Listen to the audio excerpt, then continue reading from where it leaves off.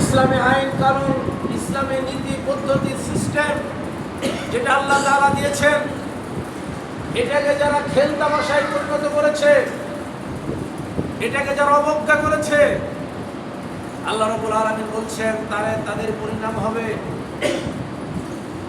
ফালিয়াউমা নানসাহুম কামা নাসু লিকা ইয়াউমিহিম হাযা।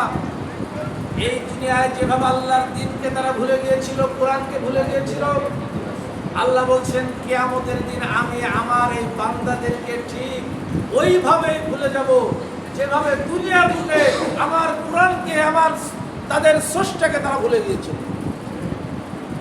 নাজাত পাওয়া যাবে না? বলে নাজাত পাওয়া যাবে না। আল্লাহ রাব্বুল আলামিন কুরআনুল কারীমের মধ্যে বলেছেন, সূরা তাহা 124-25 নম্বর আয়াত, কিয়ামতের দিন এই শ্রেণীর মানুষকে আল্লাহ তাআলা অন্ধ করে উঠাবেন।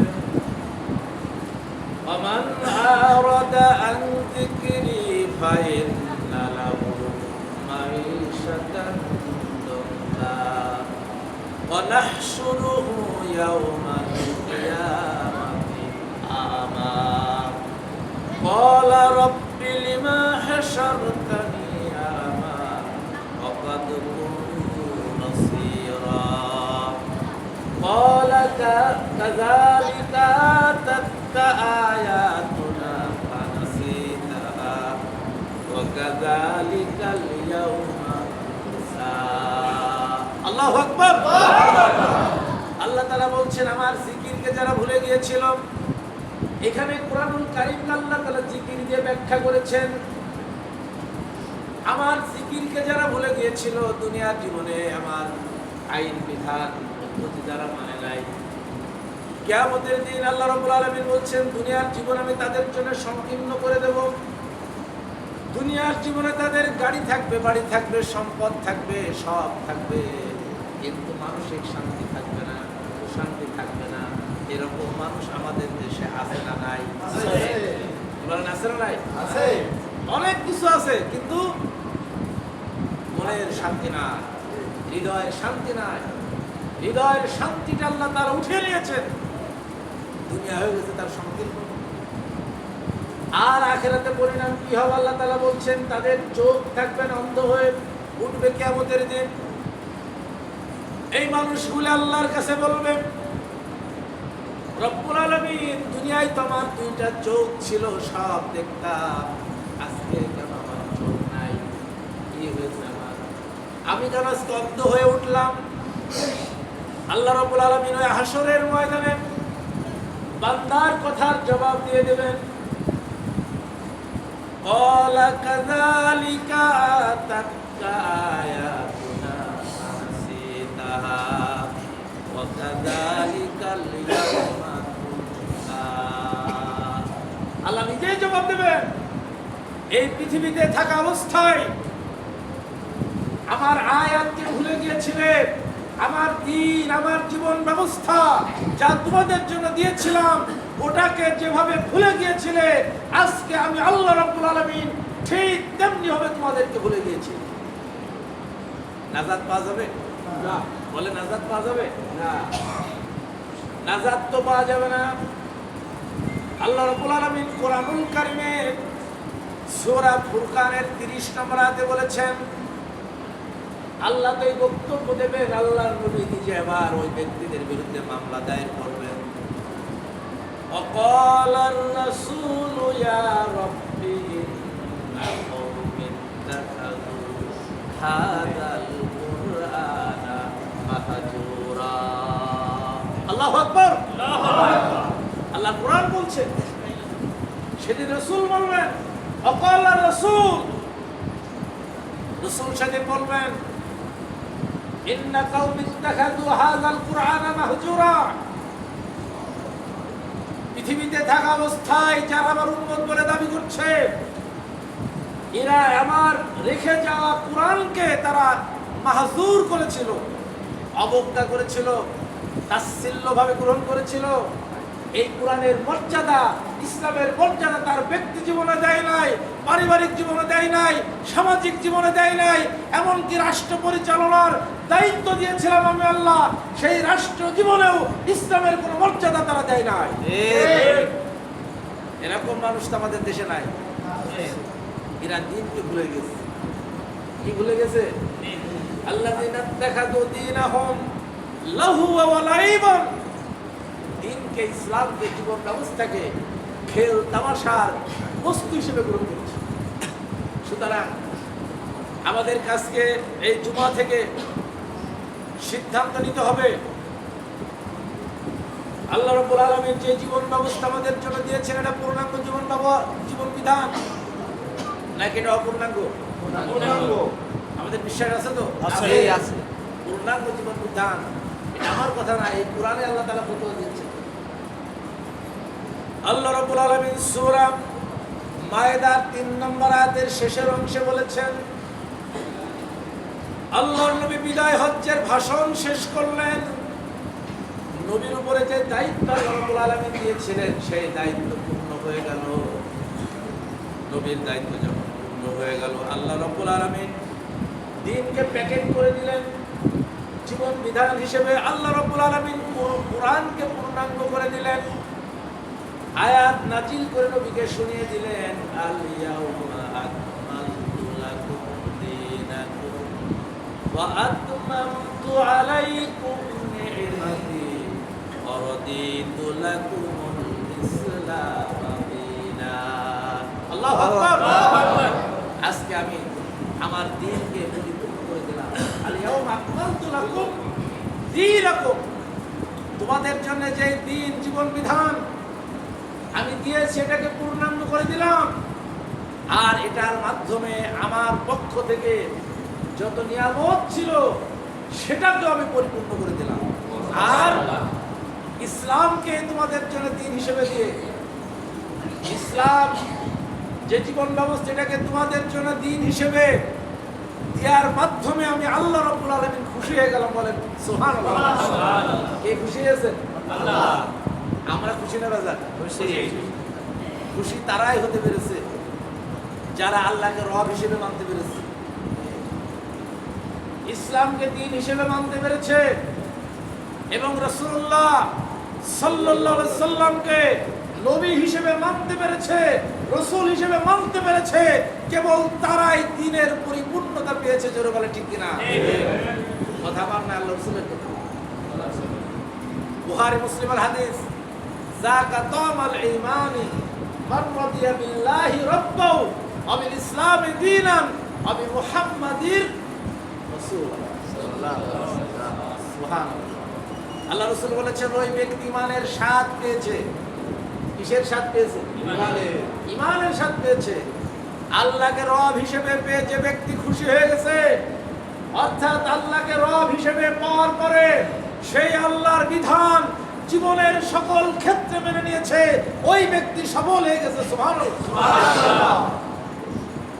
যে ব্যক্তি ইসলামকে দ্বীন হিসেবে পেয়ে খুশি হয়ে গেছে, ইসলামকে দ্বীন হিসেবে পেয়ে কি হয়েছে? আমরা খুশি হতে পারি না। আমরা খুশি হতে পারি না, যার কারণে আমাদের ব্যক্তি জীবনে দ্বীন নাই, ইসলাম নাই, আমাদের পারিবারিক জীবন ইসলাম নাই, সামাজিক জীবন ইসলাম নাই। ইসলামকে আমরা অবজ্ঞা করে চলি। চলে বলে ঠিক কিনা? অর্থাৎ আমরা খুশি হতে পারি নাই। মুখে বললেও অন্তর দিয়ে এখনো আল্লাহর দ্বীন পেয়ে, ইসলাম পেয়ে আমরা এখনো খুশি হতে পারি না। আর যারা মুহাম্মদ সাল্লাল্লাহু আলাইহি সাল্লামকে রাসূল হিসেবে পেয়ে খুশি হয়ে গেছে, কয়টা শব্দ দিয়েছেন আল্লাহ? বলেন কয়টা? আল্লাহকে রব হিসেবে পেয়ে আমরা খুশি, ইসলামকে দ্বীন হিসেবে পেয়ে খুশি, মুহাম্মদ সাল্লাল্লাহু আলাইহি সাল্লামকে নবী হিসেবে পেয়ে খুশি। হতে পারবো ইনশাআল্লাহ? খুশি তখন হতে পারবো যখন ইসলামের সকল বিধান মানার মাধ্যমে আমার অন্তর প্রশান্তি পাবে।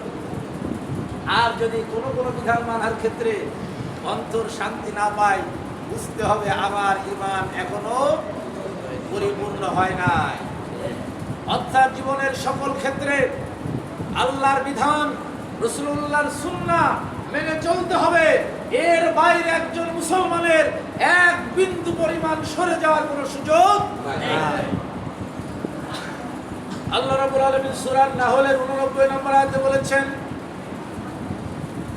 ওয়ানাজ্জালনা আলাইকাল কিতাবা তিবয়ানান লিকুল্লি শাইইন ওয়া হুদাও ওয়া রাহমা ওয়া বুশরা লিল মুসলিমিন।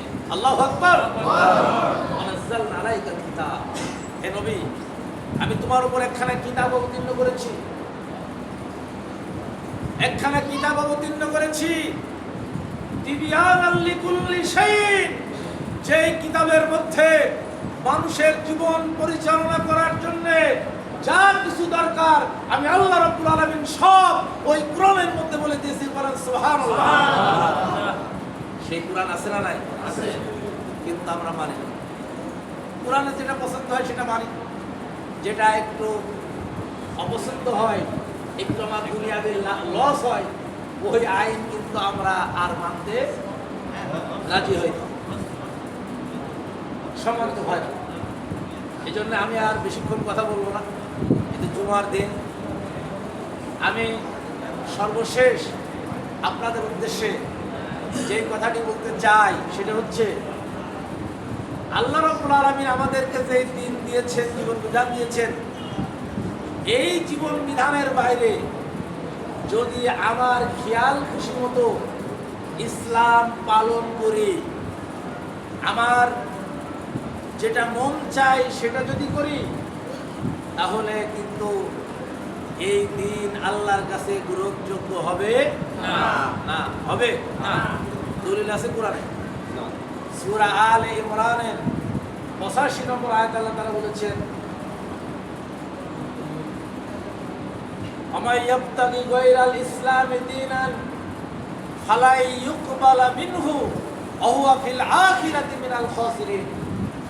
আল্লাহ তাআলা বলছেন, আমি যে জীবন বিধান দিয়েছি, যেই কোরআন দিয়েছি, আমার নবীর সুন্নাহ দিয়েছি, এটার বাইরে যদি তুমি তোমার ইচ্ছা মতো ইসলাম পালন করো, দিন পালন করো, জীবন পরিচালনা করো, আল্লাহর কোরআন বলছে আদালতে আখিরাতে তোমার পক্ষ থেকে আমি ওইটা কবুল করব না। ফালা ইউকবালা মিনহু, এই কবুল শব্দ ব্যবহার করেছে, আহুয়া ফিল আখিরাতি মিনাল খাসিরিন, আর আখিরাতে এরা ক্ষতিগ্রস্ত হবে। বলেন নাউযুবিল্লাহ। আমরা কি ক্ষতিগ্রস্ত হতে চাই? না। কি বলেন ক্ষতিগ্রস্ত হতে চাই? না। যদি না চাই, আল্লাহর নবী ছিলেন, রাসূলুল্লাহ সাল্লাল্লাহু আলাইহি ওয়াসাল্লাম ছিলেন কোরআনের জীবন্ত প্রতীক। মা আয়েশা বলেছেন, খুলুকুহু আল কোরআন, নবী ছিলেন জীবন্ত কোরআন। সেই নবীর সুন্নাহর বাইরে, সেই নবীর দেখানো সিস্টেম পদ্ধতির বাইরে আমাদের এক বিন্দু চলার সুযোগ নাই। আছে না? আর যদি কেউ চলে তার ঈমান আছে না? বলেন ঈমান আছে না? নাই। ফতোয়া পাবেন সূরা আন-নিসার 65 নম্বর আয়াত আল্লাহ তাআলা বলেছেন, ফালা ওয়া রাব্বিকা লা ইউমিনুনা হাত্তা ইউহাক্কিমুকা ফীমা শাজারা বাইনাহুম সুম্মা লা ইয়াজিদু ফী আনফুসিহিম হারাজাম মিম্মা কাদাইতা ওয়া ইসাল্লিমু তাসলিমা। তোমার রবের কসম, কখনোই তোমরা ঈমানদার হতে পারবে না যতক্ষণ না আমার নবী যেই ফয়সালা দিয়ে দিয়েছেন, আমার নবী যে বিচার করেছেন, আমার নবীর বিচার যদি তুমি না মানো, তাহলে তুমি এখনো ঈমানদার হতে পারো না। নবীর ফয়সালা কোরআন এবং হাদিসের মধ্যে আছে না নাই? আছে। কি বলেন আছে না নাই? আছে। আছে। এজন্য নবীর দেখানো পথ অনুযায়ী কোরআনকে মানদণ্ড ধরে নবীর দেখানো পদ্ধতির অনুসারে আজকে আমাদের জীবন পরিচালনা করার চেষ্টা করতে হবে। ঠিক সাথে সাথে রাসূলুল্লাহ সাল্লাল্লাহু আলাইহি সাল্লাম মদিনায় যে ইসলামী সমাজ প্রতিষ্ঠা করেছিলেন, ইসলামের রাষ্ট্র প্রতিষ্ঠা করেছিলেন, একজন মুসলিম হিসেবে, একজন মুমিন হিসেবে আমার আপনারও দায়িত্ব আছে এই বাংলার জমিনে আপনি যে যেই সমাজে বসবাস করেন, যে এলাকায় বসবাস করেন, ওই এলাকার মানুষদেরকে ইসলামের দিকে নিয়ে এসে একটা সুন্দর ইসলামী সমাজ প্রতিষ্ঠা করা, জোরে বলেন ঠিক কিনা? এই দায়িত্ব কি আমার নাই? আছে। বরং এই দায়িত্ব শুধু নাই, আমার আপনার উপর আল্লাহ তাআলা ফরজ করেছেন। আমার আপনার উপরে কি করেছেন? ফরজ করেছেন। ওয়াজাহিদু ফিল্লাহি হাক্কা জিহাদিহি হুয়া জিতাবাকুম ওয়া মা জাআলা আলাইকুম ফিদ-দীন মিন হারাজ। আল্লাহর কোরআন বলছে সূরা হজ্জের ৭৮ নম্বর আয়াত, তোমরা আল্লাহর রাস্তায় চেষ্টা করো। জিহাদ শব্দের অর্থ কি? মারামারি করা। জিহাদ শব্দের অর্থ চেষ্টা করো তোমার সামর্থ্যের আলোকে। ওয়াইদু লাহুম মাস্তাতাতুম মিন কুওয়া ওয়া রিবাতিল খায়লি তুরহিবুনা বিহি আদুওয়াল্লাহি ওয়া আদুওয়াকুম। সূরা আনফাল ৬০ নম্বর আয়াত। আল্লাহ বলছেন তোমাদের সামর্থ্যের আলোকে তোমরা প্রস্তুতি গ্রহণ করো। কিসের আলোকে? সামর্থ্যের আলোকে। অর্থাৎ মুসলমানের সামর্থ্য যা আছে তাই নিয়ে ইসলাম প্রতিষ্ঠার জন্য চেষ্টা করা লাগবে নাকি লাগবে না? লাগবে। এটা ফরজ। হাক্কা জিহাদিহি, চেষ্টা করো, যেভাবে হক আদায় করে চেষ্টা করা দরকার। কিন্তু আমরা কি তাই করি না? আমরা কিন্তু এটা ভুলে গিয়েছি। অথচ রাসূলুল্লাহ সাল্লাল্লাহু আলাইহি সাল্লামকে আল্লাহ রাব্বুল আলামিন স্পষ্টভাবে বলে দিয়েছেন, এই পৃথিবী থেকে আল্লাহর দ্বীন বিরোধী, ইসলাম বিরোধী, কুরআন বিরোধী যত আইন আছে, এইটার মূলোৎপাটন পৃথিবী থেকে যতক্ষণ না হবে ততক্ষণ পর্যন্ত একজন মুসলমান ঘরে বসে থাকতে পারবে না। এই কথা কি আমার না কোরআনের? কোরআনের। বাড়িতে যে খুলবেন সূরা আনফালের ৩৯ নম্বর আয়াত, আল্লাহ তাআলা বলছেন, এখানে আমার জিহাদ শব্দটা দেয় নাই, এখানে কাতিলুহুম দিয়েছেন। কতল মানে যুদ্ধে লিপ্ত হয়ে যাও। কিসে লিপ্ত হয়ে যাও? ইসলাম বিরোধী শক্তি যদি তোমার বিরুদ্ধে অস্ত্র ধারণ করে, তোমরাও তার মোকাবেলা করার জন্য তাদের বিরুদ্ধে দাঁড়িয়ে যাও। কাতিলুহুম, তাদের বিরুদ্ধে লড়াই লিপ্ত হয়ে যাও। হাত্তা, ততক্ষণ পর্যন্ত, তাকুনা ফিতনা, যতক্ষণ না এই পৃথিবী থেকে ফিতনা দূরীভূত না হয়। অর্থাৎ এই আয়াতের তাফসিরে মুফাসসিররা লিখেছেন, কুরআন বিরোধী, ইসলাম বিরোধী যত আইন আছে, নিয়ম আছে, নীতি আছে, পদ্ধতি আছে, এগুলো সব আছে ফিতনা। এগুলো কি ফিতনা? বলেন এগুলো কি ফিতনা? অর্থাৎ ইসলাম বিরোধী, কুরআন বিরোধী যত আইন আছে, এগুলোর মূলোৎপাটন যতক্ষণ না হচ্ছে ততক্ষণ পর্যন্ত তোমরা তোমাদের চেষ্টা চালিয়ে যাও। কথাকার আল্লাহ, কথাকার আল্লাহ। কিন্তু আমরা কি তাই করি? আমরা তা করি না। পরিণাম কি হবে শুনুন। সূরা তওবা ২৪ নম্বর আয়াত আল্লাহ তাআলা ফতোয়া দিয়েছেন। ফতোয়া দুনিয়ার কোনো মুফতি দেয় নাই, দুনিয়ার কোনো আলেম দেয় নাই, স্বয়ং এই কোরআনের মালিক যিনি, আল্লাহ নিজে ফতোয়া দিয়েছেন। কুল ইন কানা আবাউকুম ওয়া আবনাউকুম ওয়া ইখওয়ানুকুম ওয়া আযওয়াজুকুম ওয়া আশীরাতুকুম ওয়া আমওয়ালুন ইখতারাফতুমুহা ওয়া তিজারাতুন তাখশাউনা কাসাদাহা ওয়া মাসাকিনু তারদাউনাহা। আল্লাহ বলছেন, নবী বলে দাও, তোমার পিতা, তোমার সন্তান, তোমার ভাই, তোমার স্ত্রী, নিকটাত্মীয়,